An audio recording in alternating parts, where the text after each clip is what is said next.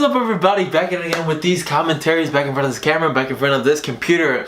I legitimately think that my friends do my intro better than me. I'm just kidding. I'm one of a kind, and no, they don't fucking. They just make fun of me for it all the time, 24/7 everywhere I go. But that is my intro, and I love it. We actually did back and biceps for this routine on this exercise. This was not last night's footage. Last night I went to the gym, but I was super bloated. Like I was massively bloated. I tried to go to the gym and I like ran a little bit, but that just kind of made it worse. But that being said, we did hammer curls, and then we did like a row with a bar before that. It was a superset on that with the hammer curls and then the row. Make sure you keep your elbows close to your body and you squeeze your scapulas together. And then on this one we did a superset with this machine that you are looking at right now. And for this one we did 12, and same thing, just make sure you squeeze your back, your shoulder blades and your scapula together to get that full and squeeze on your back. And then we did a 5 together. And then we did 3 on each side, so 3 on the right, 3 on the left. That was 1, as you can tell I'm doing right now. And then we did that for 2 or 3 sets. So it was like 5 together, 3 on the right, 3 on the right or left. That was 1, and then we did 3, 3, 3, 3. So technically it was 3 inner sets on that set. It's kind of hard to explain, but pretty much what you do is 5 together, 3 on the right. While you hold it, you don't set it down. You hold it in the air, or you like hold it, and then you do 3 on one side. You do the same thing for the other side, 3 on the other side, and then you just flip flop applesauce. And then we did another kind of hammer curl exercise, but with a bar, or with a VZ, I don't know what this bar is called, but it is actually a pretty good exercise because you do work out your forearm, and that is also a muscle that a lot of people do miss. And I mean, it's activated when you do hammer curls and stuff like that, but when you do regular curls, it's not really being active. I like doing forearms once or twice a week, or just once for the most part, and then superset it on a regular curl, a little bit outside shoulder width to get that different hit on the bicep. And then I don't know what the fuck he was doing here. We couldn't find the ball sack, is what I like to call it. He was mimicking he had a motorcycle. We couldn't find the ball sack. I think someone like finally broke it because it was like really worn down. So instead of doing the ball sack, we actually did the nut. The rope with one side. And then we did 10 on each, or we were supposed to do 10 on each side, and full range of motion on those. Try to get that head of the bicep coming in for him. And that definitely, I believe that a lot of people like look at my definition. Like, I'm not the biggest person of all, but at least I like have good definition on my muscles, and I kind of like that. The reason being why I do and why I think I do have them is because I used to do a lot of repetitions, not a lot of weight. Obviously, if you do more weight, your muscle will grow in size. And if for me, it was the opposite. I did more repetitions and I got more definition on the muscle, tricep, bicep, what do you call it. My abs are still not that defined as I want them to.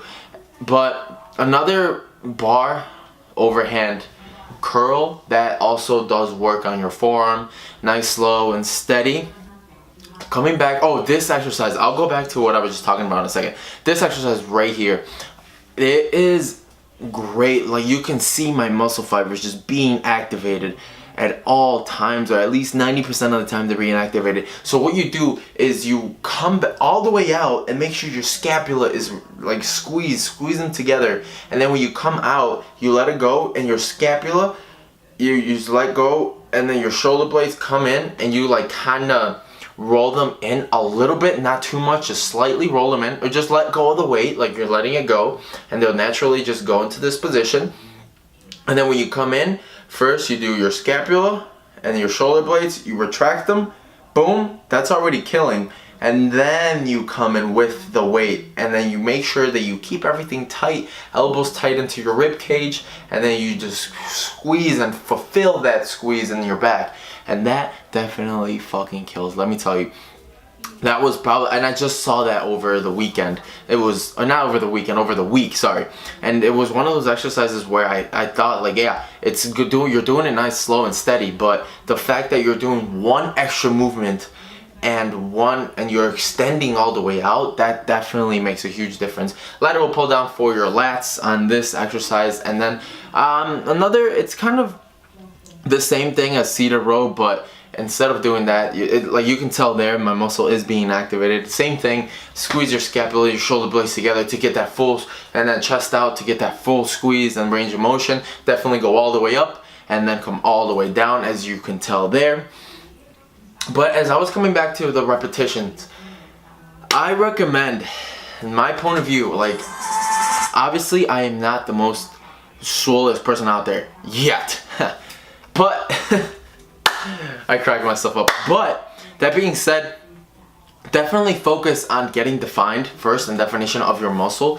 That way when you do decide to do more weight, or when if you're in between, like, oh, I don't know if I should do just 10 repetitions, 8 repetitions, 6 repetitions, I don't believe that you should go anywhere lower than 5, maybe 3, but I don't think you should be doing like 1 or 2 repetitions. Like, yeah, if you're maxing out maybe like once a month, that's like a lot, that I would say. But I would recommend doing like 1 day of full, like 15 to 20 repetitions with lower weight, and then the next time you do that same body part, do heavier weight if you're not really much into repetitions. And then if you're doing more repetitions, you're also burning more calories, which then hence you're burning more fat, and that way you will get leaner and you will get more defined, if that is your goal. Now, if you want to gain weight and you gotta get bulky, yeah, obviously do like 6 to 8 repetitions and go like heavier, but don't go too crazy because you can get injured. That being said, I'm gonna do this weekend and this weekend I am doing a cooking video, so stay tuned for that. That's coming out next week because I have to meal prep for next week and just fucking fuck. That being said, ladies and gentlemen, make sure you comment, like, and subscribe. Share the knowledge with your friends and family. This is Gymsker, and as always, remember, make your muscles cry, and I'll see you in the next one. Peace.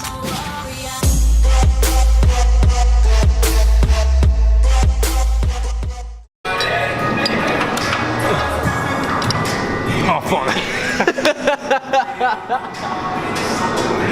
I was trying to be a good friend.